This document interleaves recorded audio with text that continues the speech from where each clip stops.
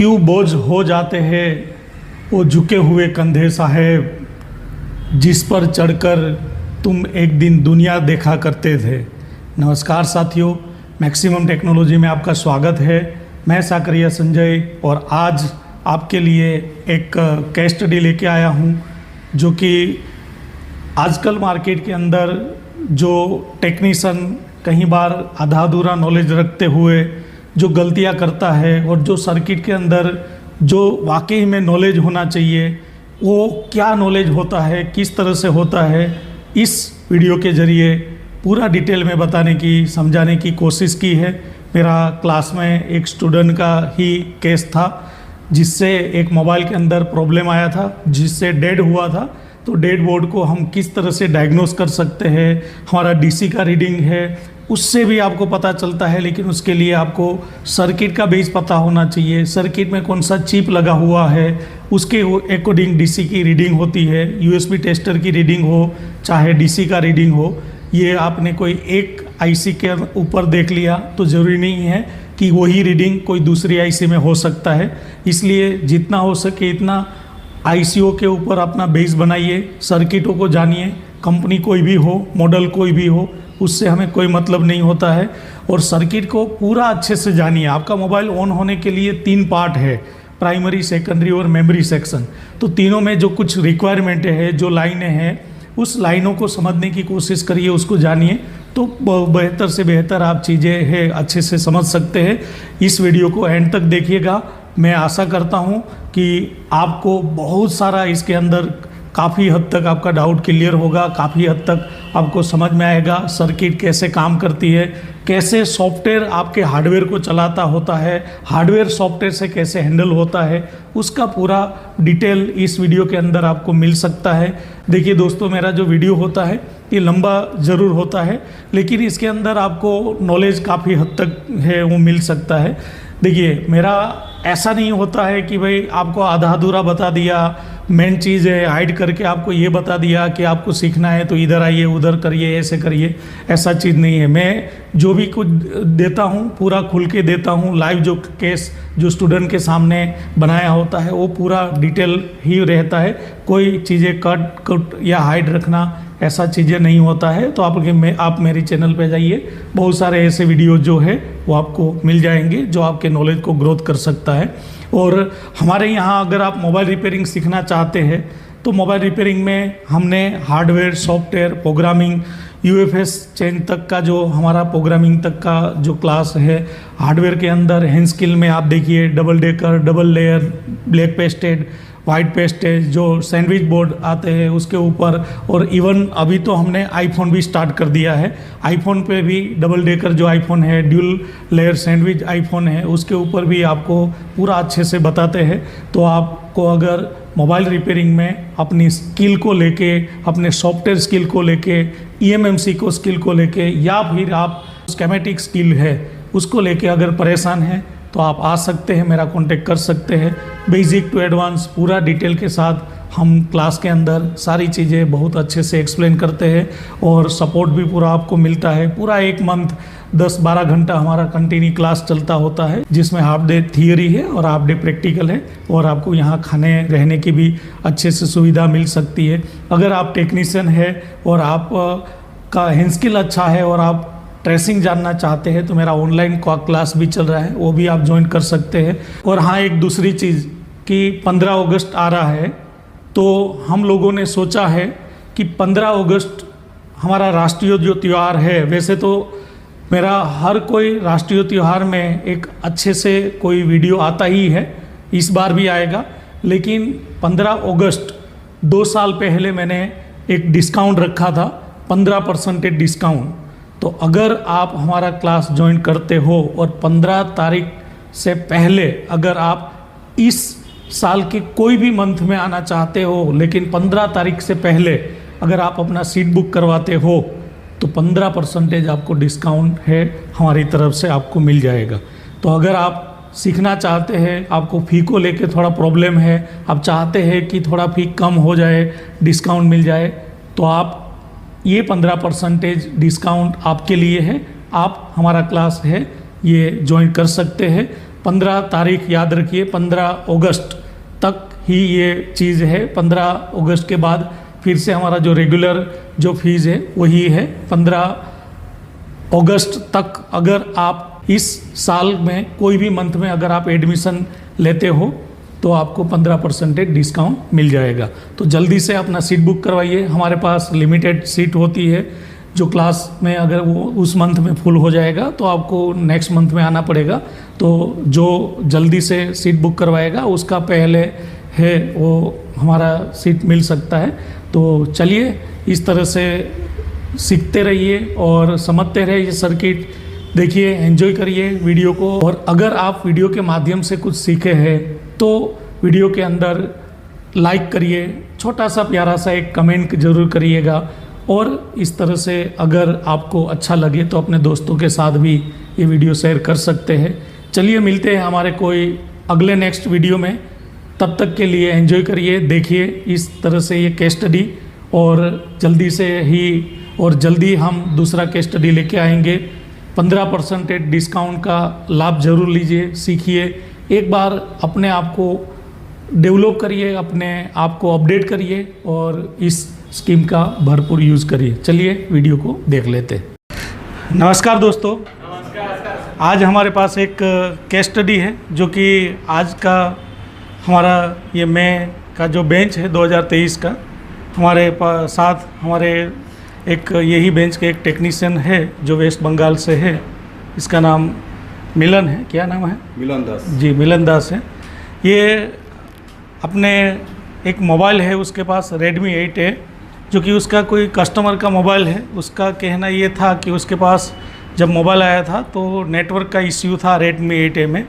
उसके बाद उसने कुछ 4G का PFOIC उठाया था, उसका बाद में कुछ शॉर्टिंग इश्यू आ गया था। उसके बाद उसने PMI 632 है वो चेंज किया था, उसके बाद मोबाइल ऑन नहीं हुआ है, ऐसा उसका कहना है। तो सही है आपने मतलब स्टार्टिंग में आपके पास जब आया था तब मोबाइल चालू था? अच्छा, मोबाइल चालू था, नेटवर्क प्रॉब्लम था। जी, उसके बाद आपने नेटवर्क का चेंज किया, WTS चेंज किया जी। तो सेट जैसे ऑन किया, डिस्प्ले लोगो में लिखा आया high voltage high overheating error, मतलब टेम्परेचर का एरर आया जी। उसके बाद आपने PMI चेंज किया, उसके बाद डेड हो गया, सेट हाफ शॉर्ट हो गया, हाफ शॉर्टिंग में आ गया। फिर 4G नेटवर्क का चेंज किया तो शॉर्टिंग निकल गया। 4G वो से मैंने शॉर्टिंग पूरा नहीं निकला, फिर PMI चेंज किया, पूरा निकल गया। तो उसका मतलब कि वो PMI फॉल्टी हो गया था, ऐसा हुआ? अभी आपने PMI चेंज किया, उसके बाद डेड मोबाइल हो गया है, ऑन नहीं हुआ है, तो DC मशीन का रीडिंग क्या है उसमें? DC मशीन 80 से पावर ऑन दबाने से 80 से 90 तक आ रहा है, उसके बाद फिर वापस 0 हो गया। देखिए इसके अंदर क्वालकॉम बेस पे ये मोबाइल है, इसमें PMI 632 है, PM439 IC है, इसमें Redmi 8 है। तो ये IC के अंदर इसका कहना ये है कि जब DC मशीन से मोबाइल को कनेक्ट करते हैं तो पावर की प्रेस करने के बाद, मतलब डायरेक्ट पहले करंट नहीं ले रहा है, पावर की प्रेस करने के बाद कुछ 90, 80, 100 ऐसे करंट स्विचिंग हो रहा है, डाउन हो रहा है, अप हो रहा है पावर की जब प्रेस करते हैं तब, और स्विच छोड़ देने से करंट रिटर्न आ रहा है। और हमने क्वालकॉम बेस का ये समझा था कि DC मशीन में जब पावर की प्रेस करे और करंट ऊपर जाए और स्विच छोड़ देने से रिटर्न आए तो कहीं ना कहीं हमारे सीक्वेंस है वो डिस्टर्ब में होते हैं। तो एक बार आप मोबाइल को DC मशीन से कनेक्ट करके एक बार दिखाइए तो कि इसके अंदर क्या कंडीशन है। जी, यही है, DC मशीन दिखाई दे रहा है? yes. देखिए अभी 4.2 वोल्टेज के साथ हमने DC मशीन को सेट किया हुआ है, ये कनेक्ट कर लिया है। अब पावर की प्रेस कर दिया तो करंट देखिए उसके अंदर मैक्सिमम इसके अंदर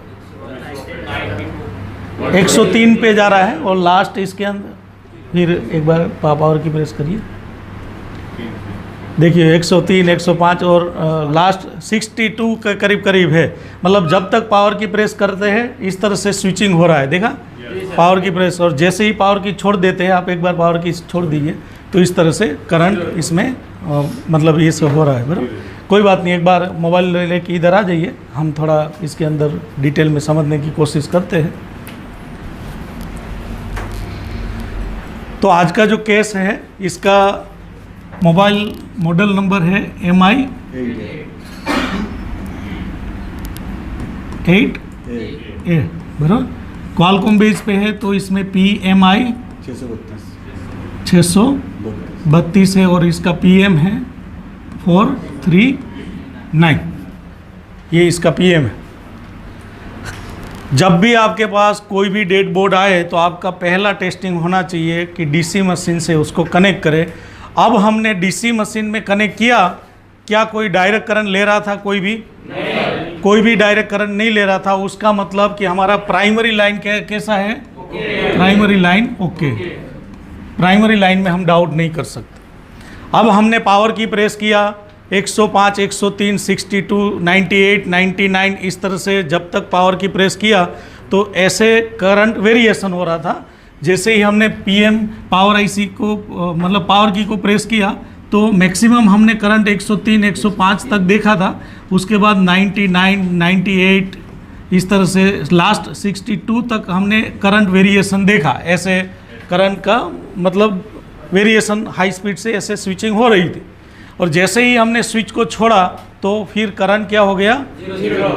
जो अगर आपके पास बेसिक नॉलेज है और DC मशीन का अगर आपका बेस है तो DC मशीन से भी हमें एरिया तय होता है, लेकिन हर बार DC मशीन से ऐसा नहीं होता है कि तय होता है। आपको फिर भी टेस्टिंग तो प्रॉपरली करना ही पड़ता है। इस रीडिंग के मुताबिक हमारा प्राइमरी लाइन ओके है, सेकेंडरी लाइन में डिस्टर्ब है ऐसा मान सकते हैं, क्योंकि हमने ऐसा समझा था कि क्वालकॉम मोबाइल जो होता है उस मोबाइल के अंदर पावर की प्रेस करने से ऐसे करंट वेरिएशन हो और स्विच छोड़ देने से रिटर्न आता हो, तो दो पर्पज़ से ऐसा होता है। एक पर्पज़ मैंने ये बताया था कि आपका सीक्वेंस डिस्टर्ब में है। एक पर्पज़ मैंने आपको ये बताया था कि आपकी सेकेंडरी वोल्टेज में जो पावर का सीक्वेंस होता है वो कोई डिस्टर्ब में है और CPU इसको होल्ड नहीं करवा रहा है, इस वजह से ऐसा होता है। दूसरा पर्पज़ मैंने आपको एक बताया था, शायद आपको याद होगा, कि आपका पावर सीक्वेंस अगर सही भी होगा, कोई उसमें कोई दिक्कत नहीं होगी, फिर भी पावर की प्रेस करने से ऐसे करंट जा रहा है और स्विच छोड़ देने से रिटर्न आ रहा है, तो उसके अंदर क्या हो सकता है मैंने आप लोगों को बताया था, शायद आप लोगों को याद होगा। वो बात की बात है पहले क्या? जी जी जी बिल्कुल सही है, ये सही राइट इसका आंसर है। तो हम एक बार ये तय करने के लिए कि हमारा सीक्वेंस डिस्टर्ब में है या सॉफ्टवेयर इसको डिसेबल कर रहा है, इसके लिए हमें सेकेंडरी वोल्टेज को चेक करना चाहिए कि सेकेंडरी वोल्टेज कैसे हमें मिल रहा है, सेकेंडरी वोल्टेज हमें कैसे मिल रहा है, बराबर। तो हम सबसे पहले इस मोबाइल की सेकेंडरी को स्टार्ट करेंगे। अब सेकेंडरी वोल्टेज स्टार्ट करने के लिए हमें बिना डायग्राम से भी हम चेक कर सकते हैं, क्योंकि हमारा जो PM होता है, इस PM IC के चारों ओर जो लगी हुई कॉइल है उसमें से एक हायर वोल्टेज LDO के लिए 2 वोल्टेज का कॉइल होगा, एक लोअर वोल्टेज LDO के लिए 1.3 वोल्टेज का कॉइल होगा, बाकी का 0.78 जो CPU के लिए ये कोर वोल्टेज के लिए कॉइल होगी। उस कॉइल पे अगर हम वोल्टेज चेक करेंगे, वोल्टेज देखने के बाद हमें समझ में आ जाता है कि हमारे कंडीशन क्या है। लेकिन हम अभी डायरेक्ट ये भी नहीं देखते हैं कि उसके अंदर डायरेक्ट देखो, ये इतना शॉर्टकट चीज़ है कि आपको कोई भी डायग्राम नहीं, कॉइल तो आप देख ही सकते हो सामने, कॉइल पे डायरेक्ट मल्टीमीटर देख के भी देख सकते हो, लेकिन फिर भी मैं आपको स्केमेटिक ओपन करके सेकेंडरी वोल्टेज का लोकेशन देखते, 1-2 वोल्टेज हम डायग्राम में देखते हुए देखते हैं कि डायग्राम में कैसे देखा जाता है और किस तरह से इसके अंदर होता है। तो एक बार हम इसका स्केमेटिक ओपन करते हैं।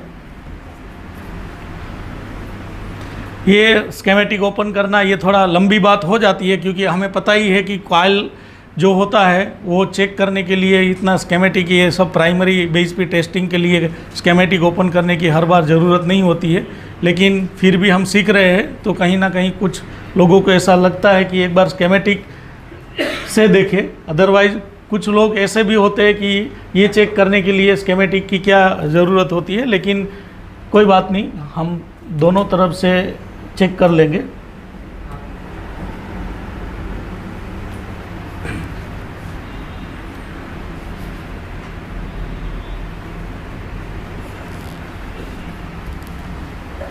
मोबाइल हमारा कौन सा है?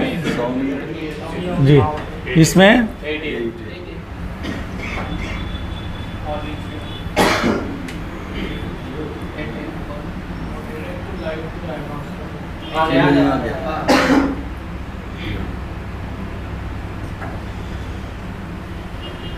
हम दोनों सामने ओपन रखते हैं, इसका लेआउट सर्किट भी ओपन रखते हैं और उसका स्केमेटिक भी ओपन रखते हैं, बराबर। ये इसका लेआउट सर्किट है, ये इसका स्केमेटिक। स्केमेटिक के अंदर सबसे पहले हमें सेकेंडरी वोल्टेज चेक करना है, खाली ये समझने के लिए कि सेकेंडरी कैसे आ रहा है या नहीं आ रहा है, और आ रहा है तो कैसे आ रहा है। डीसी मशीन की रीडिंग के मुताबिक हमारा सेकेंडरी वोल्टेज बन रहा है, लेकिन ये वोल्टेज जो है वो पावर की छोड़ देने से रिटर्न आ रहा है, उसका मतलब कि पावर होल्ड नहीं हो रहा है, बराबर। तो हमें पावर होल्ड चेक करना है, पावर ऑन रीसेट भी चेक करना है, और कुछ सेकेंडरी जो है हमें चेक करना है। तो इसके लिए देखिए, ये जो हमें आपके सामने जो ये दिखाई दे रहा है, इसमें ये कौन सा पीएम है, देखिए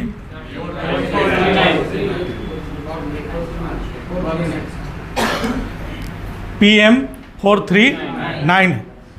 इसमें सबसे पहले हम कोई कॉइल पे हायर वोल्टेज LDO की कॉइल देख लेते हैं। ये 1.2 है, ये लोअर वोल्टेज LDO है, और ये S4 है 2 वोल्टेज का, बराबर। अब ये कॉइल देखो, ये कैपेसिटर पे भी हम चेक कर पाएंगे या फिर ये कॉइल से भी चेक कर पाएंगे। तो हमें इसको चेक करने के लिए इसको हम कॉपी करते हैं, फिर हमारी लेआउट सर्किट में जाते हैं और लेआउट सर्किट के अंदर उसको नेक्स्ट देते हैं। तो देखो, ये पावर IC के बगल में यहाँ जो आपको कॉइल दिखाई दे रही है, यहाँ कॉइल, ये इसका नोच पॉइंट है, इस जगह पे ये कॉइल है, बराबर। और हमें इसको देखने के लिए आप सामने इसमें बोर्ड रखिए, देखिए ये पावर IC का ये कॉइल है। अब इसके अंदर नोच पॉइंट किधर दिखाई दे रहा है, आप उधर देखिए,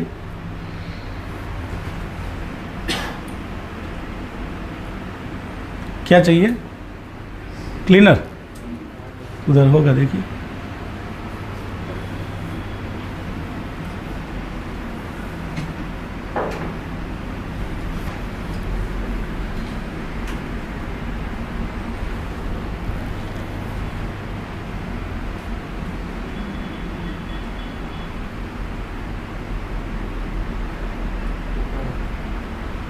थोड़ा ऊपर रखकर ये बोल जी। अब सीधा रखिए, बस ऐसे सीधा, हाँ सही जी। अब देखिए, ये जो कॉइल है, ये वाला कॉइल, यही हुआ ना, ये कॉइल है, यही है। यहाँ हमें कितना वोल्टेज मिलेगा, इधर यहाँ मिलेगा करीब करीब 2 वोल्टेज मिलेगा। ये हायर वोल्टेज LDO का एक बक कॉइल है, हायर वोल्टेज LDO का बक कॉइल है। एक बार हम यहाँ वोल्टेज चेक करेंगे और देखेंगे। वोल्टेज चेक करने के लिए 1 मिनट, वोल्टेज चेक करने के लिए सबसे पहले आपको चार्जर इसके अंदर लगाना पड़ेगा, और चार्जर लगाने के लिए इसमें कौन सा केबल है, टाइप सी है, लगा दिया चार्जर है, लगा दिया। पहले निकाल दीजिए एक बार चार्जर, बैटरी लगाया हुआ है, हाँ अभी चार्ज लगाइए, लगा दिया, बराबर। अब देखिए, एक बार हम उसका वोल्टेज मेजरमेंट करते हैं। मैंने अभी वोल्टेज की रेंज में मल्टीमीटर को सेट किया हुआ है, यहाँ हमने 5 वोल्टेज दिया हुआ है। यहाँ मल्टीमीटर देखिए, इस कॉइल पे आप मल्टीमीटर से चेक करिए, ब्लैक प्रोब को ग्राउंड करना है, रेड प्रोब से इसको चेक करना है।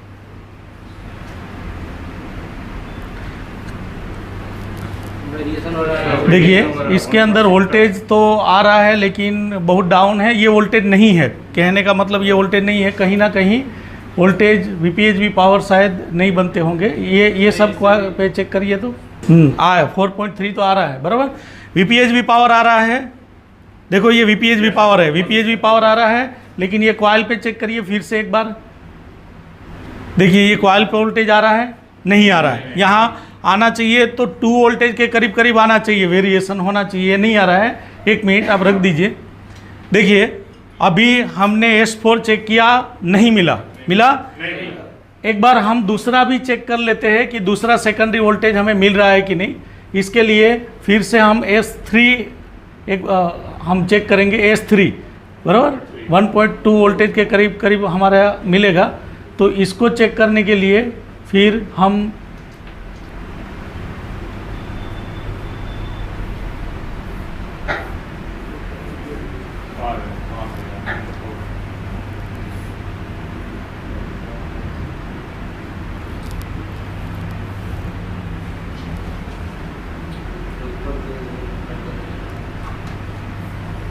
ये कौन सा कॉयल है, ये डायरेक्ट देख लेते हैं इधर 1403 और यहाँ इसका ये रहा, ये कॉयल है ना, ये हमारा S3 है, यानी ये लोअर वोल्टेज LDO है। एक बार वहाँ भी चेक कर लेते हैं। तो एक बार ये कॉयल पे भी, मतलब ये कॉयल है ना, इस कॉयल पे भी एक बार वोल्टेज चेक करके बताइए। देखो इसमें, हाँ ऊपर वाला कॉयल है, ये भी नहीं आ रहा है, मतलब बिल्कुल नहीं आ रहा है, ये तो ऐसे ही आ रहा है। एक बार उसके नीचे जो कैप होता है ये वाला, हाँ वही नीचे वाला, इस पर कितना वोल्टेज आ रहा है 4.3, यानी VPHV पावर आ रहा है, VPHV पावर आ रहा है। एक बार एक काम करिए, उसका बैटरी हटा के फिर वोल्टेज चेक करिए। तो बैटरी, चार्जर भले रहा, बैटरी हटा दीजिए, शायद बैटरी से आ रहा हो, चार्जर से ना आ रहा हो। अब हम एक बार फिर से वो VPHV पावर चेक कर लीजिए। इधर VPHV पावर कितना है वो, हाँ ये कैप पे देखिए 3.1 है, जो चार्जर से बनता है वही है। अब ये वोल्टेज इतना है तो हमारा VPHV पावर, अब कॉइलों पे, दोनों कॉइल पे चेक करिए। देखिए ये भी नहीं आ रहा है, यहाँ नीचे की कॉइल ये भी नहीं आ रहा है ना। कहने एक मिनट, अब क्या है कि हमारे मोबाइल के अंदर ये दोनों वोल्टेज नहीं मिला, higher voltage LDO, lower voltage LDO। तो अब हम क्या LDO की उम्मीद कर सकते हैं? जो LDO का Vin ही ओके नहीं होता है तो उसका आउटपुट चेक करने की ज़रूरत ही नहीं है, क्योंकि जिसका Vin ना हो उसका Vout कहाँ से होता है, बराबर।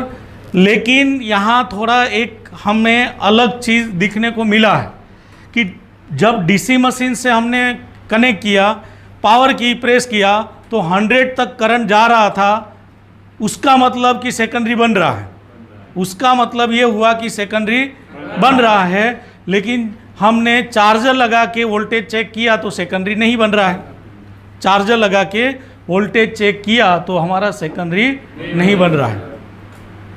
तो उसका मतलब ये हुआ कि हमारा जो पावर IC है, PMI है हमारा जो चार्जर IC, वो पावर IC को P1 का रीसेट ट्रिगर नहीं दे रहा है, जबकि हमारा पावर की वाला ट्रिगर काम कर रहा है।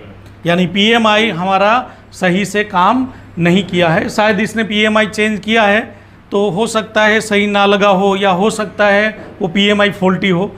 अभी की कंडीशन हम एक बार यहाँ समझ लेते हैं कि हमारे केस में क्या हुआ है। अभी तक जो हमने डाटा लिया, उस डाटा के अंदर अगर हम बात करें तो सबसे पहले ये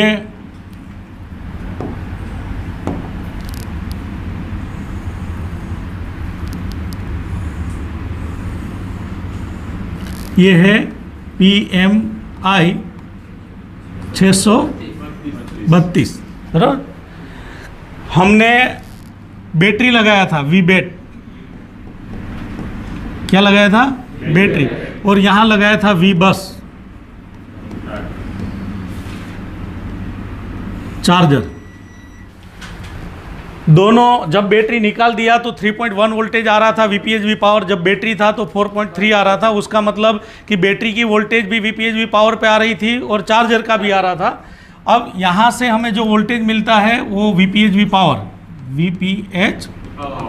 PWR VPHV पावर इस हमारी PMI 632 की कोई पिन से हमें आउटपुट होता है, बराबर। हमने जब VBus की लाइन देखा तो V3.1 आ रहा था, और VBAT की लाइन देखा तो भी इसके अंदर वोल्टेज आ रहा था। यानी हमारा PMI ये वोल्टेज बेट FET MOSFET और हमारे चार्जर की स्विचिंग सर्किट दोनों काम कर रहा है। बैटरी लगा के, बैटरी निकाल के जब चेक किया तो 3.1 आ रहा था, बैटरी लगा के चेक किया तो 4.3 आ रहा था। उसका मतलब दोनों साइड से हमारा चार्जर IC काम कर रहा है। अब हमने ये वोल्टेज किसको दिया था? PM 439। इस आईसी को हमने दे दिया था VPH V पावर, बराबर। VPH V पावर इसको मिल गया था क्योंकि हमने चेक किया था उसी PMIC के बगल में कुछ केप थे, वहाँ हमने VPH V पावर चेक किया था, मिला था। अब हमारी सेकेंडरी वोल्टेज हमने यहाँ जो चेक किया था वो दोनों बग चेक किया, लोअर वोल्टेज LDO के बग भी चेक किया और हायर वोल्टेज LDO का भी बग हमने चेक किया, यानी S3 भी चेक किया और S4 भी चेक किया। S3 आना चाहिए 1.220 जैसा, मतलब 1.3 या इस तरह से, और ये करीब करीब 2 वोल्टेज आना चाहिए, lower voltage IL voltage LDO, बराबर। तो ये दोनों वोल्टेज हमारा नहीं बना। लेकिन एक चीज़ मैंने आपको सीक्वेंस के दौरान समझाई थी कि आपको सेकेंडरी वोल्टेज चेक करना है तो 2 तरीके से आप सेकेंडरी वोल्टेज चेक कर सकते हो। एक, आप बैटरी या कुछ भी क्वालकॉम में ना लगाइए, खाली चार्जर लगाइए, और जो आपका चार्जर IC ओके रहा तो हमारी सेकेंडरी वोल्टेज है वो चेक हो जाएगा, मतलब पावर IC को ट्रिगर दे देगा। और अगर आप चार्जर से चेक नहीं करना चाहते हो तो बैटरी या DC मशीन लगाइए, फिर पावर की को शॉर्ट करिए और फिर सेकेंडरी वोल्टेज आप उसके अंदर चेक करें। ऐसी बात हुई थी। तो अभी ये वोल्टेज हमने चेक किया था, क्या लगा के चेक किया था, यानी कि हमारी चार्जर लगाया था और चार्जर IC से एक ट्रिगर होता है जो हमारे पावर IC को मिलता है। किसी को याद है ये ट्रिगर पावर IC को कौन सी पिन पे मिलता है, मतलब उस पिन पे क्या लिखा होता है? क्वालकॉम बेस पे चार्जर वाला ट्रिगर पावर IC को ऑन होने के लिए कौन सा होता है? CBL पावर N या P on 1, ऐसा होता है ना, P on 1। तो P on 1 पे एक PMI 632 यूज़ की है, तो P on 1 करके एक पिन होगी, उस पे एक लॉजिक हाई यानी 1.8 वोल्टेज की सप्लाई जब चार्जर लगाते हैं तो इस IC से आती है। यहाँ लिखा होता है एक power good power good system okay, ऐसा एक पिन होगा, वहाँ से चार्ज लगा के 1.8 वोल्टेज आता होगा और इस IC को मिलता होगा। तो एक चीज़ हमने ये समझ में आई कि हमने चार्जर लगाया और यहाँ कोई वोल्टेज नहीं आ रहा है जबकि VPH V पावर बन रहा है, तो कहीं ना कहीं ये ट्रिगर हमारा काम नहीं कर रहा है। जो ये ट्रिगर काम करता होता तो यहाँ वोल्टेज और सेकेंडरी वोल्टेज नहीं बनता है, ऐसा भी नहीं है, इसमें सेकेंडरी वोल्टेज बनता है। ये हमने DC मशीन क्लू दिया क्योंकि हमने पावर की प्रेस किया और पावर की प्रेस करने के बाद हमारा जो करंट 100 तक जा रहा है उसका मतलब ये है कि सेकेंडरी 100% बन रहा है। लेकिन जब चार्जर लगाया तो नहीं बना कोई वोल्टेज, उसका मतलब कि ये ट्रिगर काम कर रहा है नहीं। हो सकता है कि PMI ड्राई शोल्डर हो सकता है EI से ड्राई शोल्डर हो सकता है PMI फॉल्टी हो सकता है कि कोई इसमें इश्यू ना हो, फिर भी ये चीज़ें इसके अंदर काम नहीं करती, आपका सॉफ्टवेयर इसको डिसेबल करके रखा हो, ऐसा भी हो सकता है। देखते हैं आगे क्या कंडीशन है। तो अब हमें ये वोल्टेज चेक करना है तो हम क्या करेंगे कि इसका जो पावर की है उस पावर की लाइन को हम शॉर्ट कर देंगे। पावर की जो लाइन है उसको हम क्या कर देंगे, शॉर्ट करेंगे, क्योंकि यहाँ कीपैड पावर एन लिखा होता है ना, कीपैड पावर एन लिखा होता है। इस पिन को हम ग्राउंड के साथ जंपर मार के शॉर्ट करेंगे। शॉर्ट करने के बाद हम बैटरी लगाएंगे या फिर DC मशीन से मोबाइल को कनेक्ट करेंगे। उस टाइम देखेंगे कि हमारी सेकेंडरी वोल्टेज क्या पावर की से बन रहा है या नहीं बन रहा है। एक तो चीज़ समझ में आई कि चार्जर IC हमारी PMIC को इंटरप्ट नहीं दे पा रही है, चार्जर IC PMIC को इंटरप्ट नहीं दे पा रही है, इस वजह से सेकेंडरी नहीं बन रहा है, जबकि सेकेंडरी बनता होगा क्योंकि DC हमें बता रहा है। DC की रीडिंग जो है अगर सेकेंडरी ना बने तो DC की रीडिंग लो बूटिंग या नहीं भी रहनी चाहिए, लेकिन आ रही है इतना, इसलिए सेकेंडरी तो बन ही रहा है। और ये हमने तो यही 2 वोल्टेज चेक किया क्योंकि जो स्टार्टिंग बनता है ये सीक्वेंस में भी उसको स्टार्ट में रखा है, ये दोनों, ये ना बने तो LDO तो बनेगा ही नहीं।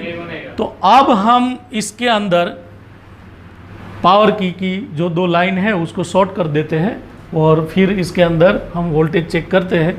तो एक बार हम पावर की को शॉर्ट कर देते हैं, या तो फिर पावर की यहाँ से पावर की मैं प्रेस करूँ तो भी हो जाता है। यहाँ पावर की मैं प्रेस कर सकता हूँ, जी कर सकता हूँ। चलो मैं ही पावर की यहाँ प्रेस करता हूँ और देखते हैं कि क्या कंडीशन हो रही है।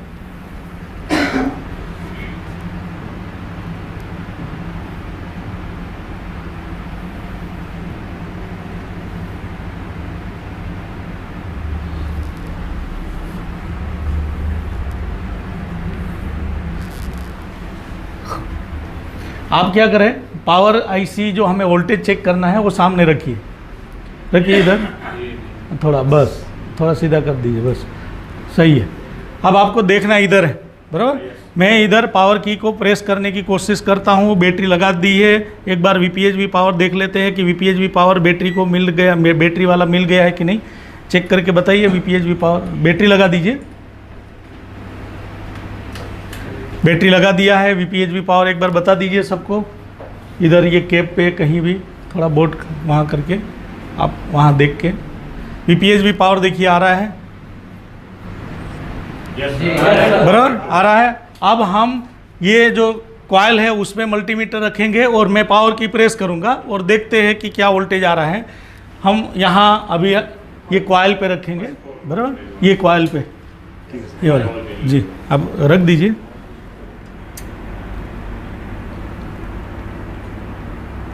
मैं पावर की को प्रेस कर रहा हूँ, देखिए देखिए,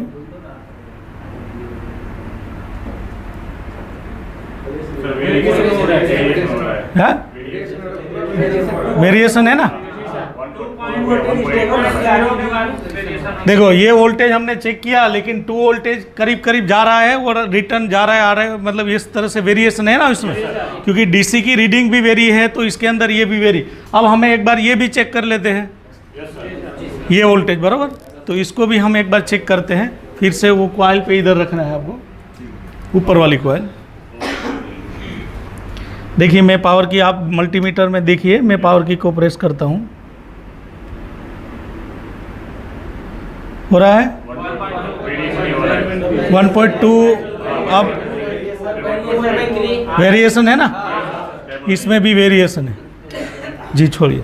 उसका मतलब ये है कि हमारी पावर आईसी कोशिश कर रही है ऑन होने की। अभी इसमें ये तो पक्का हो गया कि चार्जर के दौरान पीएमआई हमने पावर आईसी को ऑन नहीं कर पा रही है। चार्जर आईसी पीएमआई है, वो पीएम को ऑन नहीं करवा पा रही है क्योंकि वो ट्रिगर काम नहीं कर रहा है, लेकिन पावर की वाला ट्रिगर काम कर रहा है। जब मैंने पावर की प्रेस किया तब इसके अंदर करंट आ रहा था और डीसी मशीन के अंदर भी हमने देखा था करंट ले रहा था, और यहाँ भी मल्टीमीटर में देखा कि वोल्टेज आ रहा है, वेरिएशन। अब हमारा वोल्टेज वेरिएशन क्यों है? वेरिएशन हमारा सीक्वेंस पूरा नहीं हो रहा है, शायद इसलिए है।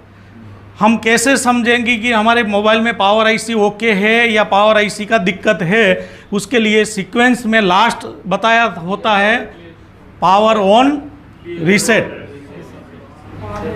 पी ऑन रीसेट, ऐसा होता है ना, पी ऑन रीसेट करके एक ट्रिगर होता है। वो जब हम चेक करेंगे और अगर वहाँ वोल्टेज वेरिएशन हो रहा है 1.8 वोल्टेज, तो हम मान लेते हैं कि हमारी पीएमआईसी की हर एक सेकेंडरी वोल्टेज अंदर एलडीओ और बक पूरा सही है, उसको कोई प्रॉब्लम में नहीं मानेंगे। उसके बाद हमें क्या चेक करना पड़ता है? पावर होल्ड, जो सीपीयू होल्ड करवाएगा, तो हमें पीएस होल्ड और पी ऑन रीसेट ये दोनों अभी चेक करना पड़ेगा।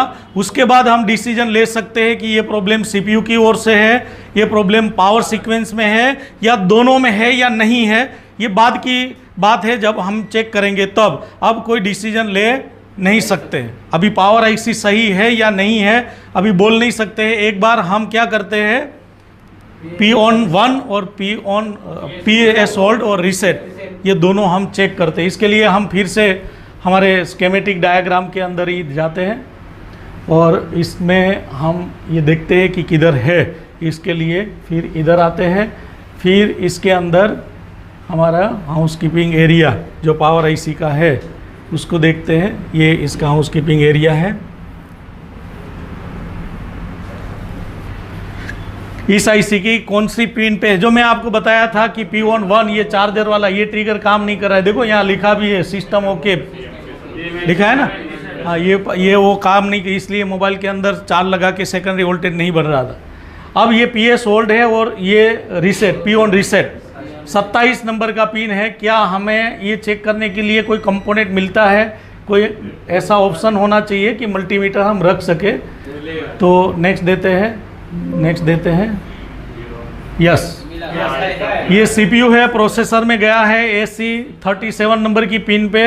इसमें एक कैप है, वो कैप जो है उसका कोड है, कहाँ गया कोड? ये रहा, बराबर। ये कोड इसकी लेआउट सर्किट में एक बार देख लेते हैं कि उसका कोड ये किधर है। तो ये रहा, देखिए प्रोसेसर है, वो प्रोसेसर के बगल में, बराबर। अब हम इसको देखने के लिए एक बार फिर आप बोर्ड को निकालिए और प्रोसेसर सामने दिखाइए कि किधर है, एक बार हमें देखना चाहिए।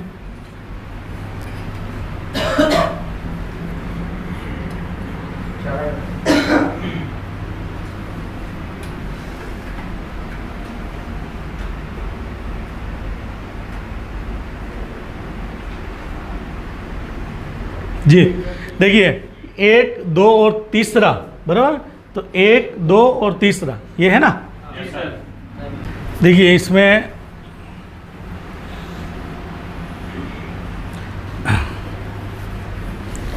किधर है, ये वाला हुआ ना।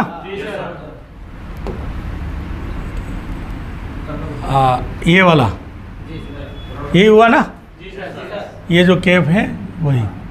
तो याद रहना चाहिए, ऊपर से तीसरा हमें अभी चेक करना पड़ेगा। यहाँ हम क्या चेक करेंगे, PS hold, sorry P on reset 1.8 जो पावर IC ट्रिगर दे रही है वो, बराबर। इससे पहले एक बार पावर होल्ड वाला ट्रिगर भी देख लेते हैं कि पावर होल्ड वाला ट्रिगर है वो कहाँ है।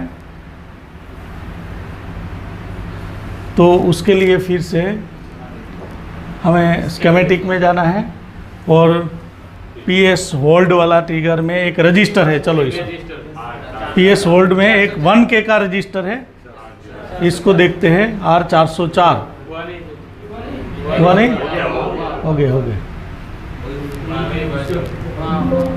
हाँ उसके ऊपर ही है ना,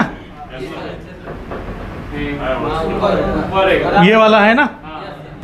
देखो ये रजिस्टर है ना, ये किधर है, ये वाला, यही हुआ ना, बराबर। ये PS होल्ड है, ये कैपेसिटर P ऑन रीसेट। तो अभी हमें इसके अंदर जो चेक करना है, ये कैप पे चेक करेंगे और ये रजिस्टर पे चेक करेंगे, बराबर। इसमें कैसे किस तरह से ये चीज़ें आनी चाहिए, मल्टीमीटर को वोल्टेज रेंज में सेट करना है, बराबर। अब हमें क्या करना है, पावर की को उसमें लगा दीजिए फिर से मोबाइल को। चार्जर लगा के तो चेक कर ही नहीं सकते हैं ना, क्योंकि चार्जर से तो ये चीज़ें होती ही नहीं है, क्योंकि तो सेकेंडरी ही नहीं बन रहा है। इसलिए हमें फिर से वही करना पड़ेगा, पावर की प्रेस करके। और पावर की प्रेस करेंगे तो उस साइड हम वोल्टेज, एक क्या काम करिए, पावर की वाला लाइन है ना उसको शॉर्ट करना पड़ेगा, क्योंकि अभी वो उसके नीचे आ गया ना, मैं यहाँ प्रेस नहीं कर सकता हूँ। इसलिए पावर की को जंपर मार दीजिए आप। पावर की के जो 2 टीपी है ना उसको आप शॉर्ट कर दीजिए पहले।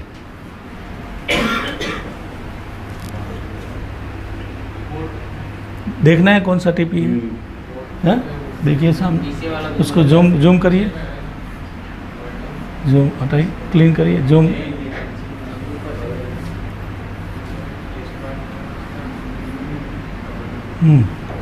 अब इसमें आपको ये देखना है कि कौन सा, तो फिर इधर जाइए,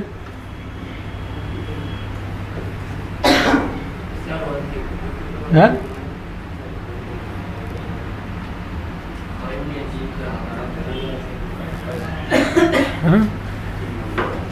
इसका पिन नंबर, पावर की कीपैड पावर N, इसमें कीपैड पावर N 2 नंबर का पिन है, 1 2 3 4, 2 ग्राउंड के बगल वाला पिन है इसका।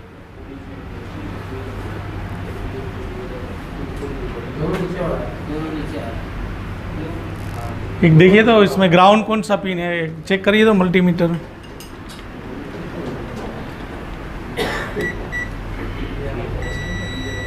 कौन सा है ग्राउंड, ये ग्राउंड है ना। हाँ तो उसका यही हुआ ना,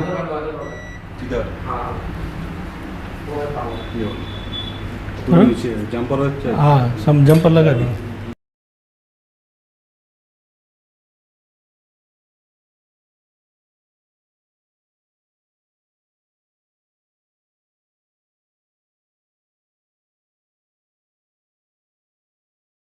देखिए अभी इसके अंदर जो है, यहाँ हमने ऑन ऑफ की को एक बार क्लीन करिए।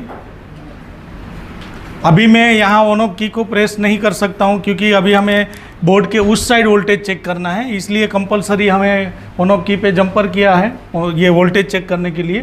तो इस तरह से ऑन ऑफ की को शॉर्ट कर दिया है। अब हम क्या करेंगे, इसके अंदर बैटरी लगा के डायरेक्ट वोल्टेज चेक कर सकते हैं, क्योंकि अभी तो ऑन ऑफ की मुझे प्रेस करने की ज़रूरत नहीं है। तो आप एक बार मल्टीमीटर के अंदर वोल्टेज चेक करिए। इसमें बोर्ड, आपको बोर्ड ऐसे पलटा के ही रखना पड़ेगा क्योंकि उस साइड वोल्टेज चेक करना है ना। बैटरी लगा के बोर्ड ऐसे पलटा दीजिए।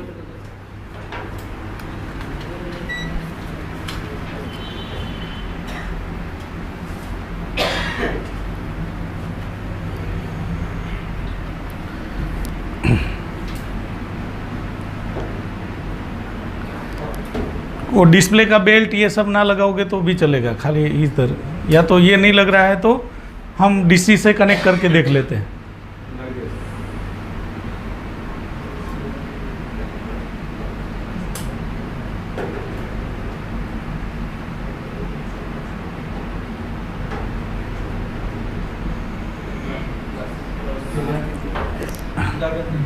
ऐसे ऐसे हो सकता है सीधा? हाँ बस इतना ही सही है। चलो, हमें एक कैप ये पी ऑन रीसेट बराबर 1.8 इधर आएगा और एक और रजिस्टर ये वाला उधर भी 1.8 स्टेबल रहना चाहिए। तो एक बार पी ऑन रीसेट पे वोल्टेज चेक करिए। इस कैप पे कितना आ रहा है? मल्टीमीटर चालू है, देखिए।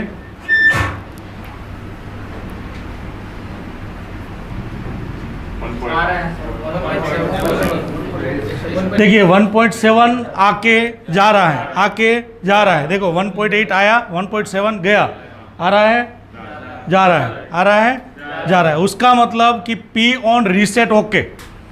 जब आपकी पावर आईसी ओके है तो आपकी पावर आईसी बार बार रीसेट हो रही है, यानी ऑन ऑफ होने की कोशिश कर रही है।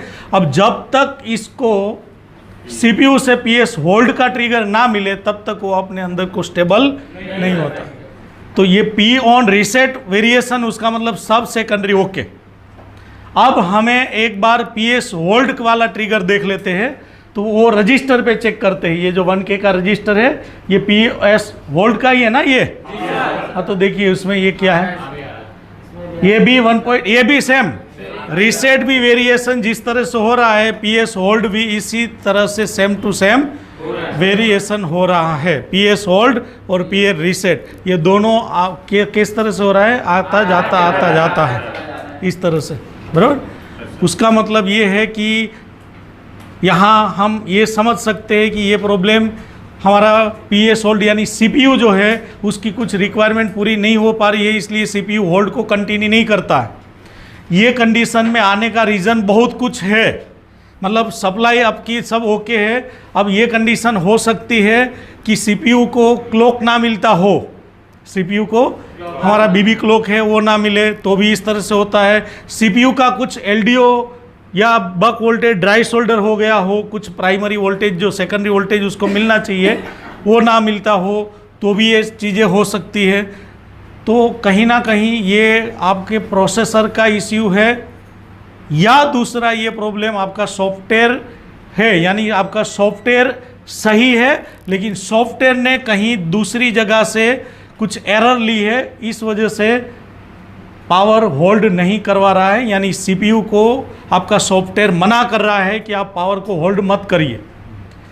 यहाँ ये बात साबित हो सकती है कि ये सीपीयू भी फॉल्टी हो सकता है या फिर सीपीयू की कुछ बेसिक रिक्वायरमेंट भी पूरी नहीं हो पा रही है, या फिर ये सॉफ्टवेयर इसको ऐसा बोल रहा है कि आप अभी पावर को होल्ड मत करिए, सॉफ्टवेयर ने कहीं से भी। और ये कंडीशन में हमें ये समझ में आता है कि या कोई पावर आईसी है हमारी सही है, मतलब पावर सीक्वेंस वोल्टेज की ओर से कहीं ना कहीं कोई क्लॉक सर्किट के लिए हिसाब से कोई फॉल्ट हो सकता है, या फिर इसके अंदर कोई जो सेंसिंग सर्किटें होती है, कोई जो सॉफ्टवेयर को समझने के लिए चाहिए जैसे थर्मल, आईडी लाइन, ये सब का प्रॉब्लम है तो भी कई बार इस तरह से हो सकता है।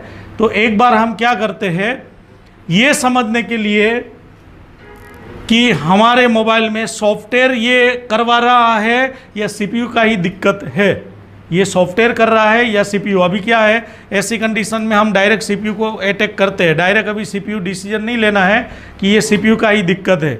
हमें अभी ये भी समझना है ये सॉफ्टवेयर काम कर रहा है या ये हार्डवेयर ही कोई फॉल्टी है। तो हम एक बार इसी चीज़ों को समझते हैं और देखते हैं हमारे, फिर वो ड्राइंग पे जाते हैं और देखते हैं क्या कंडीशन है। देखिए अब हमारे मोबाइल के अंदर हमने क्या देखा कि हमारा जो सीपीयू है, प्रोसेसर,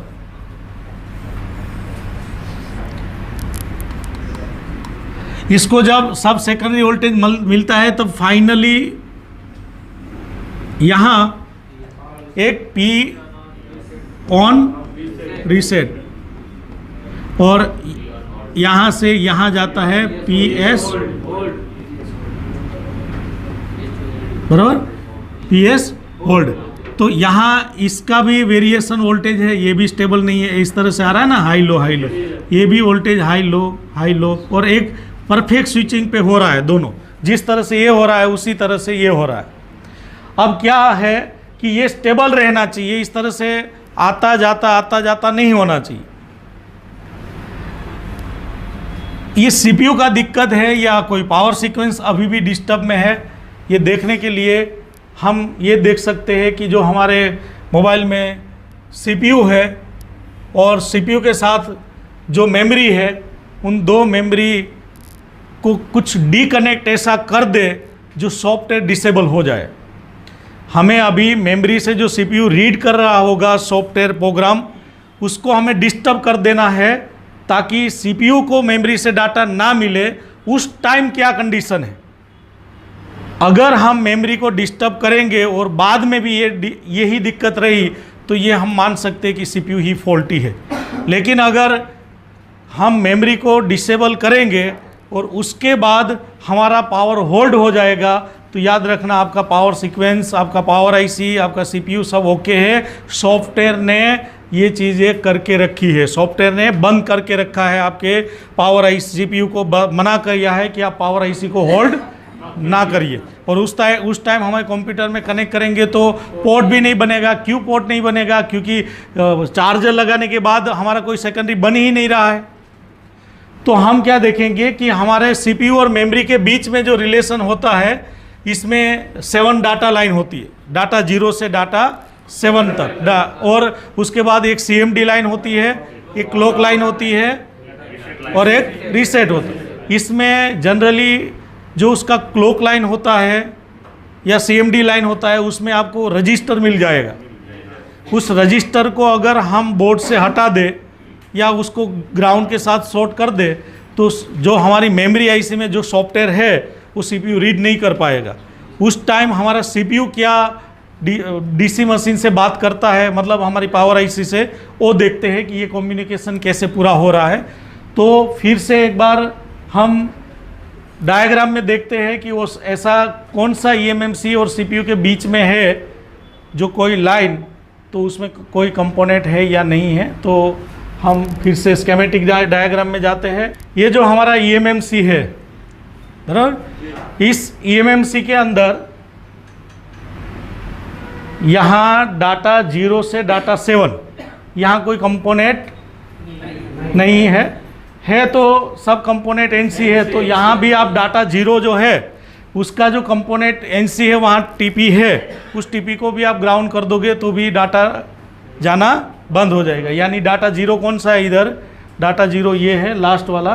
तो अगर ये रजिस्टर को हम, ये जो टीपी होगा, ये एनसी है ना, तो टीपी होगा, इसको अगर हम रजिस्टर मतलब नहीं है तो इस पॉइंट को अगर हम क्या कर देंगे, ग्राउंड के साथ शॉर्ट कर देंगे तो भी हमारा डाटा जाना बंद हो जाएगा। या फिर इसके अंदर हमारे सीएमडी लाइन पे ये रजिस्टर है, ये भी हटा देंगे पुल अप तो भी हो जाएगा। या फिर क्लॉक, ये जो क्लॉक लाइन है उसको आगे देखते हैं। क्लॉक लाइन में करीब 27 का रजिस्टर सब में जनरली होता है। इसको नेक्स्ट देते हैं तो देखिए यहाँ रहा, देखा, ये जो रजिस्टर है 27 ओम्स का, इस रजिस्टर को हम बोर्ड से निकाल देंगे। जो क्लॉक ख़त्म कर देंगे तो डाटा की हैसियत नहीं है, निकल सकता है। तो हम क्या करते हैं, इस रजिस्टर को बोर्ड में देखते हैं कि मदरबोर्ड में रजिस्टर किधर है। R403 और नेक्स्ट देते हैं, ये आ रहा है R403, यानी हमारे मेमोरी आईसी है, उस मेमोरी आईसी के बगल में इस साइड है सब एनसी बताया है। एक बार आप देखिए मेमोरी आईसी किधर है, ये है ना, बराबर। इसको सीधा करिए एक बार फिर से।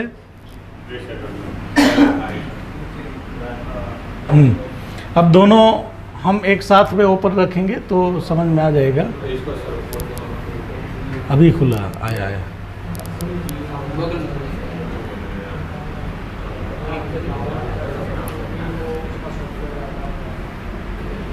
इसको सीधा कर दीजिए पहले बोर्ड को, ये जो बोर्ड जैसा दिख रहा है ना ऐसा ही कर दीजिए।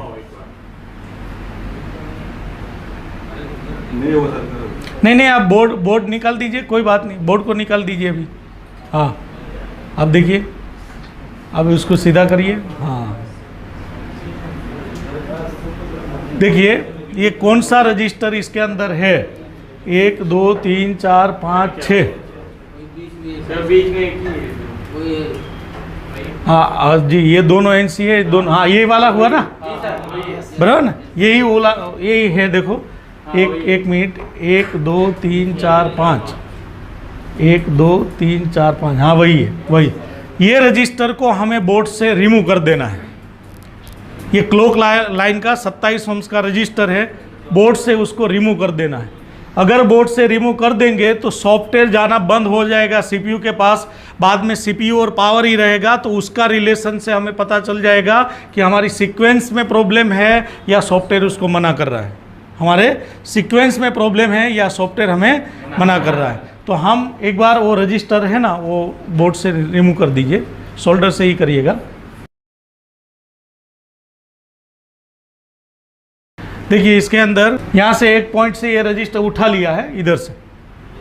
अब सॉफ्टवेयर काम नहीं करेगा, अब सॉफ्टवेयर काम नहीं करेगा।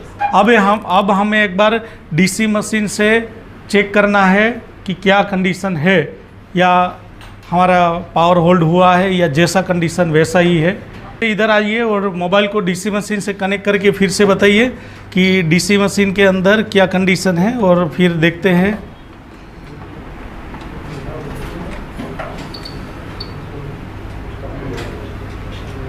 इधर आ जाइए, डीसी मशीन का ले लीजिए प्रोब, इस साइड स्टिकर लगाया हुआ था।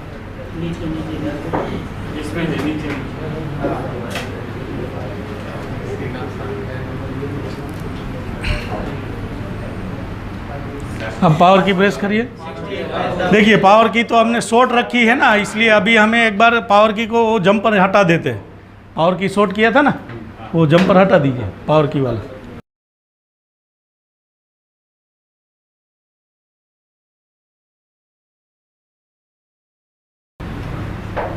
देखिए पावर की प्रेस किया, 67 पे है, छोड़ दो स्विच छोड़ दो, स्विच छोड़ दिया, 66 पे स्टक। 68 मतलब बराबर।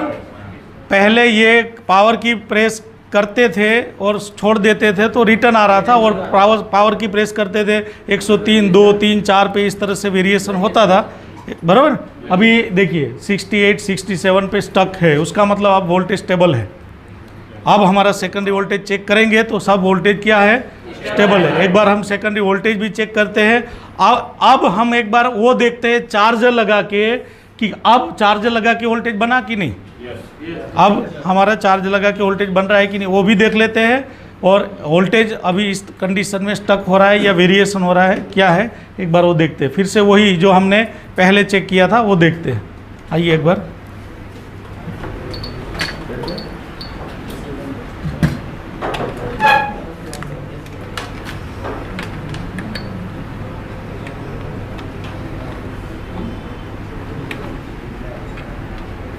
यही है ना।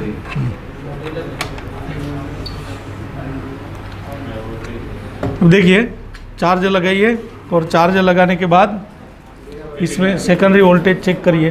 देखिए इसमें चार्ज लगाने के बाद बैटरी इसमें करंट कंज्यूम करने लगा। पहले ये करंट कंज्यूम नहीं कर रहा था, बैटरी लगाया ना अभी, बैटरी लगाया तो करंट कंज्यूम किया, उसका मतलब कि हमारा सेकेंडरी वोल्टेज भी बना हुआ होगा। एक बार फिर भी देखते हैं कि सेकेंडरी बना है कि नहीं है। चार्ज लगा है ना अभी, लगा है, कोई बात नहीं, चेक करें क्या है। भले ने लगा हुआ, अभी निकाल के भी देखेंगे एक बार। हमने दोनों टाइप से चेक किया था ना। अब लेकर देखिए 2 वोल्टेज स्टेबल। अभी हमने पावर की प्रेस नहीं किया है, खाली चार्जर लगाया, चार्जर लगाया है, पावर की प्रेस नहीं किया है, 2 वोल्टेज स्टेबल है। अभी VPHV पावर कितना है, एक मिनट इसको है ना, मैं इस साइड ले लेता हूँ। अब देखिए एक बार अभी हमने बैटरी और चार्जर दोनों लगाया है, बैटरी और चार्जर दोनों लगाया है, पावर की को प्रेस नहीं किया है। सबसे पहले VPHV पावर कोई कैप पे चेक करके बताइए कि बैटरी लगी है तो VPHV पावर कितना आ रहा है। VPHV पावर का देखिए 4.3 बैटरी से आया है, बराबर। अब हम एक बार ट्रिगर हमारा वो काम कर रहा है कि नहीं, ऑन ऑफ की वाला, मतलब वो जो चार्जर दे रहा है, तो हम एक बार दोनों बक वोल्टेज चेक कर लेते हैं, 1.2 और 2 वोल्टेज का। एक बार वहाँ रखिए, देखिए ये 2.05 स्टेबल है। अब वो वोल्टेज चेक करिए, बाजू वाला 1.2 वाला, देखो 1.2 भी स्टेबल। अभी मैं ये स्टेबल है, यहाँ से चार्जर हटा लेता हूँ, देखना ये वोल्टेज ट्रिगर वाला है, तो ये वोल्टेज जैसे ही मैं यहाँ हटाया, ये वहाँ चार्ज है, इस वजह से ये काम कर रहा है। जैसे फिर इसमें चार्ज लगाता हूँ तो ये वोल्टेज 1.2 अभी आ रहा है, क्योंकि वहाँ कैपेसिटर वो स्टेबल चार्ज होता है। अब हम एक बार क्या करते हैं, बैटरी हटा लेते हैं, इसका क्या करते हैं, बैटरी हटा लेते हैं, सिर्फ चार्ज लगाते हैं, बैटरी को रिमूव करते हैं, सिर्फ चार्ज लगाते हैं। अब चार्जर पे है, बैटरी निकल रिमूव कर दिया ना, अब चार्जर पे है। एक बार हम क्या करते हैं, वी बस VPHV पावर चेक करते हैं, बैटरी चार्जर पे कितना आ रहा है। चार्जर पे VPHV पावर 3.1, पहले तो 4.32 आ रहा था ना, बैटरी थी तो। अब देखिए, अब हमारा सेकेंडरी देखिए, सेकेंडरी बताइए अभी, देखिए 2 वोल्टेज स्टेबल, बराबर। 1.2 वोल्टेज वाला भी चेक करिए, ये भी स्टेबल। चलो अभी इससे हमें क्या क्लू मिला, इससे हम हमारा PMIC को भी फॉल्टी नहीं मान सकते हैं, इससे हमें CPU को भी फॉल्टी नहीं मान सकते हैं, इससे हमारा सॉफ्टवेयर का भी इश्यू नहीं मान सकते, क्योंकि सॉफ्टवेयर सही है इसलिए तो ये सिस्टम को बंद रखा था। सॉफ्टवेयर के पास डाटा है इसलिए तो सॉफ्टवेयर ने इन सिस्टम को बंद रखा था। जो सॉफ्टवेयर का दिक्कत होगा तो सिस्टम बंद कैसे थी। सॉफ्टवेयर जैसे ही हमने डिसेबल कर दिया तो हमारा सीक्वेंस पूरा ओके हो गया, स्टक होने लगा। सॉफ्टवेयर जैसे ही था तो वो अनबैलेंस था। तो यहाँ हमें क्या समझ में आया कि हर बार हमारे मोबाइल के अंदर सेकेंडरी वोल्टेज पावर की प्रेस करने से अगर स्टक ना हो और वेरिएशन हो तो ज़रूरी नहीं है कि इसमें पावर सीक्वेंस ही डिस्टर्ब में हो। आपको एक बार सॉफ्टवेयर को डिसेबल करके भी देखना चाहिए। जब उस कंडीशन में जब आपका PS होल्ड और P ऑन रीसेट दोनों वेरिएशन हो रहा हो और उस टाइम मोबाइल में DC के करंट ऊपर जाके स्विच छोड़ देने से रिटर्न आ रही हो, उस टाइम आपको एक बार सॉफ्टवेयर को डिसेबल करके भी देखना चाहिए, क्योंकि आपका सॉफ्टवेयर भी ऐसी पावर सीक्वेंस को डिस्टर्ब कर सकता है, मतलब पावर को होल्ड नहीं करवा सकता है, पावर को होल्ड नहीं करवा सकता। तो अब हम PMI फॉल्टी नहीं मान सकते, क्योंकि PMI ने तो अपना काम किया है।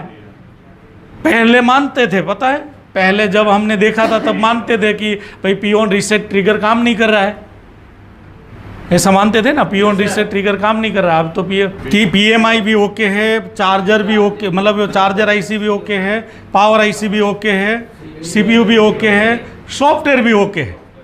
सॉफ्टवेयर भी डाउट नहीं कर सकते, क्योंकि सॉफ्टवेयर सही है इसलिए तो ऐसा हुआ। अब दिक्कत क्या हो सकती है, ये दिक्कत ये हो सकती है कि जब सॉफ्टवेयर था तब सॉफ्टवेयर ने कहीं से तो ऐसा इंटरप्ट लिया है, ऐसा समझा है कि मुझे कहीं बोर्ड को ऑन करने के लिए मुझे जो डिटेल मिलनी चाहिए जो हार्डवेयर बेस पे, वो मुझे मिल नहीं रही है, इसलिए सॉफ्टवेयर आपके पावर सीक्वेंस को डिसेबल कर रहा है। अब दिक्कत क्या है ये देखिए, ये सबसे ज़्यादा ये जो प्रॉब्लम है वो PMI से होता है। ये प्रॉब्लम कहाँ से होता है, पीएमआई, जब आपका थर्मल और आईडी मैच ना होता हो और तब पावर की प्रेस करने के बाद जब ये चीज़ें होती है ना, तब पावर की तभी भी ऐसे ही रीडिंग जाती है तब, लेकिन उस टाइम आपकी सेकेंडरी वोल्टेज बनती है, उस टाइम आपकी सेकेंडरी वोल्टेज बनती है। अब दिक्कत क्या थी कि आपने जब पीएमआई चेंज किया, इसने जब पीएमआई चेंज किया तब एक गलती की है। आप पीएमआई सामने रखिए, देखिए उसने क्या गलती की। जब हमने कल वो नहीं, हम उस दिन इस बोर्ड को हम देख रहे थे, हमने ये सब देखा था, पता है ना, उस टाइम इसके अंदर ये सब हमने देखा था, तब एक क्लू मिला था। वो देखिए मैं आपको बताता हूँ कि ये इसने क्या है, क्योंकि ये चीज़ उस दिन हम देखा था, मैं बाद में बोला था कि इसका केस स्टडी बनाएंगे तो आपको ज़्यादा उसमें समझ में आ जाए, वही ये बोर्ड है। तो एक बार देखिए इसका पीएमआई सामने रखिए, पीएमआई ऊपर करिए, ऊपर करिए जी, सही है। इसने क्या किया है, ये जो पीएमआई है उस पीएमआई को रिमूव करने निकालने के दौरान एक गलती की है कि यहाँ से एक रजिस्टर उसने उड़ा दिया है। एक रजिस्टर जो है, एक मच्छर आदमी को मार सकता है। अब ये रजिस्टर बोर्ड आईडी का है, ये जो रजिस्टर है ये बोर्ड आईडी का है। अब हम एक बार स्केमेटिक में देखते हैं उसका रजिस्टर का वैल्यू क्या है, क्या चीज़ है। ये इतना सारा काम होता है, मतलब आपका सॉफ्टवेयर समझ पा रहा है कि यहाँ आईडी नहीं मिल रहा है, इस वजह से सॉफ्टवेयर ये सारा सिस्टम कर रहा है।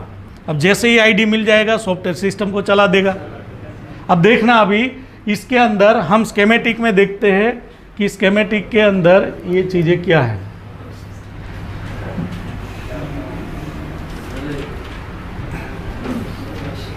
पहले वो रजिस्टर देखते हैं।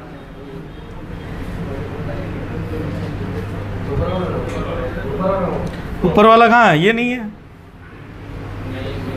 पीएमआई, पीएमआई,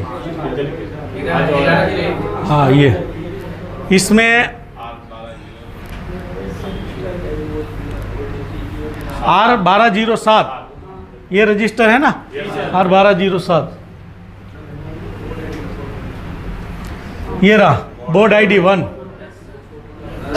ये रजिस्टर यहाँ 11K का बताया है, ग्राउंड है ना, पुल डाउन है, पुल अप पुल डाउन दोनों से वीडी बनना चाहिए, लेकिन वीडी नहीं बन रहा है, इस वजह से ये बोर्ड आईडी नहीं बन रहा है। इसलिए सॉफ्टवेयर मना कर रहा है कि मेरे पास बोर्ड आईडी नहीं है, मैं किसके लिए बना हूँ वो मुझे पता नहीं है, इसलिए सॉफ्टवेयर को उसने डिसेबल करके रखा है, बोर्ड आईडी का रजिस्टर नहीं है। अब हम क्या करेंगे, ये रजिस्टर आपने नहीं देखा था जब आईसी निकाला था तब, माइक्रोस्कोप नहीं है मेरे पास। अब ये रजिस्टर हमें 10K का लगाना है। अब हमें 2 रजिस्टर लगाना है। कौन सा 2? एक वहाँ 27 का हमने हटाया था वो रजिस्टर लगाना है, और फिर ये रजिस्टर भी हमें लगाना है। यहाँ कोई 10K का रजिस्टर लगाते हैं और देखते हैं कि सिस्टम हमारा क्या चल रहा है कि नहीं, बराबर। तो 10K का रजिस्टर हमारे पास यहाँ कोई स्क्रैप बोर्ड पड़ा है, वो एक टुकड़ा पड़ा था, ये है ना।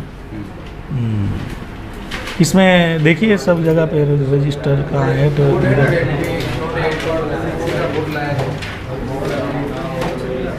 हाँ उसमें 10K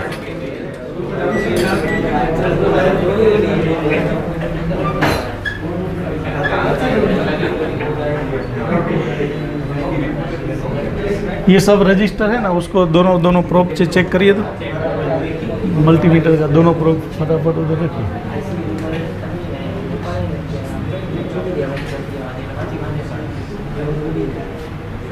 चेक करके बस ऐसे टच करके रखिए, जब तक मैं ना बोलूँ कि हटाओ मत, हटा दीजिए, वो नहीं लिए, दूसरा दीजिए।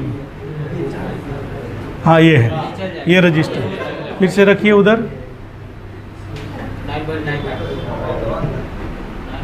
देखिए ये 9.9K है, इसलिए चल जाएगा ना। तो ये रजिस्टर हटा के उधर लगा दीजिए, और उसका रजिस्टर हाथ में है तो वो भी लगा दीजिए। हाँ इसको निकालना है।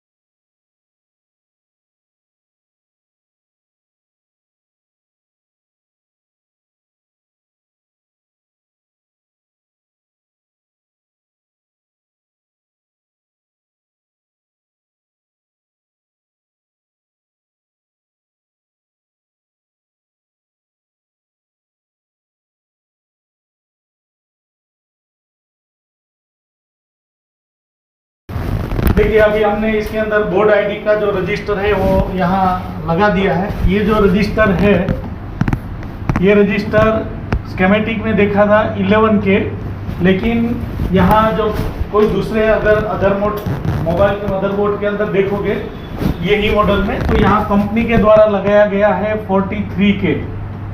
कौन सा लगाया गया है? 43 के। जब उसके बोर्ड में था वो 43 के ही था, लेकिन उसने कोई बाय मिस्टेक से निकल गया है। लेकिन स्कीमेटिक के भरोसे ही आप मत रहिए, क्योंकि हर बार स्कीमेटिक के अंदर, क्योंकि यहाँ सॉफ्टवेयर का बेस होता है, सेम मॉडल होता है, थोड़ा बहुत वर्जन चेंज होता है सॉफ्टवेयर में, तो आप बोर्ड आईडी का पुल अप पुल डाउन का रेजिस्टेंस वैल्यू चेंज हो जाता है। फिर आप कुछ भी करो इस तरह से ये होता है। और कोई घुमराने के लिए सोचिए कि कोई मदरबोर्ड है, यही जो डायग्राम के मुताबिक ये रजिस्टर उठा के कोई कंपनी का जो स्कीमेटिक में बताया 11 के का रजिस्टर लगा दे, अब वो टेक्नीशियन कहीं भी घूमे वो कभी फॉल्ट को सामने लेके ही नहीं आ सकता है, जब आपको उस लेवल का एक्सपीरियंस नहीं है तो होगा ना ऐसा। क्योंकि वो जब डायग्राम में देखेगा तो उसका 11 के है तो यहाँ पर यही बताएगा कि ये तो सही है, तो कोई दिक्कत नहीं होनी चाहिए। लेकिन इस तरह से होता है कि उसमें एक फिक्स होता है, लेकिन सॉफ्टवेयर डिफरेंट होने की वजह से अलग अलग सॉफ्टवेयर में अलग अलग चीज़ें की है। शायद हो सके कि इसमें दूसरा कोई फाइल चढ़ा दे और आईडी का ये मैच ना हो तो वो मोबाइल फिर ना चले, ऐसा भी होता है। ऐसा नहीं, कहीं बार क्या होता है, एक फाइल दूसरे यही मॉडल में नहीं चलती है, दूसरा अपडेट वर्जन या डाउनग्रेड नहीं चलता है, ऐसा कभी आपने देखा होगा। इसका रीज़न यही है कि बोर्ड आईडी के अंदर जो चीज़ें लिखी होती है वो डिफरेंस होती है। तो एक बार हमने ये रजिस्टर यहाँ अभी 11 के का ना लगाया है 43 के का। तो अब हम एक बार टेस्ट करते हैं। आप एक बार मोबाइल को देखिए तो चेक करिए तो मोबाइल क्या कंडीशन है। इधर आ जाइए।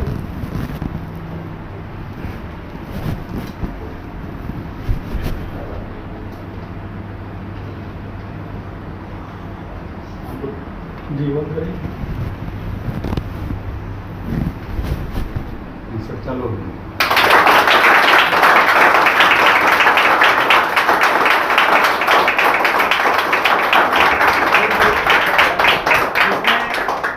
इसमें ये जो प्रॉब्लम था ये बाय मिस्टेक से हुआ है, लेकिन आपको एक आज कुछ इस तरह से भी समझ में आया होगा कि हमारा जो पावर सीक्वेंस है वो दो तरह से, मतलब हमारी कोई भी आईसीआई जो काम करती है वो दो तरह से काम करती है। एक अपना खुद का ऑपरेटिंग सिस्टम उसके अंदर होता है, और एक हमारी जो सॉफ्टवेयर जो होता है उसकी अंदर से भी हैंडल होता है। तो अगर हम इसके अंदर से ईएमएमसी उतार दे या फिर सॉफ्टवेयर को डिसेबल कर दे तो यही मोबाइल पावर को होल्ड करता है, कंप्यूटर में पोर्ट बना लेता था। लेकिन अगर ये कंडीशन थी तो उसमें क्या पोर्ट बनता होगा? नहीं बनता, क्योंकि उसमें हमने चार्जर लगाया तब सेकेंडरी कोई वोल्टेज ही नहीं बन रहा था, तो उस टाइम तो आपको पोर्ट बनना ही नहीं चाहिए। जैसे ही वो रजिस्टर हटा लिया तो पोर्ट बनने लगेगा। हमने जो ईएमएमसी वाला रजिस्टर है ना क्लॉक लाइन पे, वो जैसे ही हमने हटा दिया था तो वो बाद में पोर्ट बनने लगे था। तो ये पोर्ट बनना ना बनना, ये सारा चीज़ें, सेकेंडरी वोल्टेज बनना ना बनना, तो ये भी हो सकता है कि आपके मोबाइल के अंदर ऐसे आईडी लाइन है या ऐसे कोई बैटरी सेंसिंग लाइन है, ऐसे कभी कोई फॉल्टी हो जाती है तो भी ऐसे डिस्टर्ब होता है। SPMI क्लॉक एंड डाटा के जरिए ये जो सिस्टम हुई थी पावर आईसी को कौन मना कर रहा था, और PMI आईसी में जो आईडी लाइन है वो कौन रीड कर रहा था? ये CPU कौन से जरिए? PMI 632 में एक आईडी का रजिस्टर नहीं है, वो CPU को कैसे पता चला था? तो क्योंकि PMI हमारी SPMI क्लॉक एंड डाटा से जुड़ा हुआ है, और ये SPMI क्लॉक एंड डाटा से उसने समझा था कि यहाँ आईडी नहीं मिला है, इस वजह से हमारी सिस्टम को पूरा डिस्टर्ब ने रखा हुआ। तो अभी इस तरह से कभी भी आप कोई भी आईसी निकालो लगाओ तो थोड़ा इस तरह से ध्यान रखना है, बराबर? कोई बात नहीं, अभी आपका मोबाइल है, लेके जाइए। अब हमारे पास एक दूसरा केस है जो ग्राफिक के लिए है। वो किसका है ग्राफिक के लिए? नहीं, वो जो वीवो का है, किसने दिया था? आपका है ना, तो वो चेक कर लेते हैं।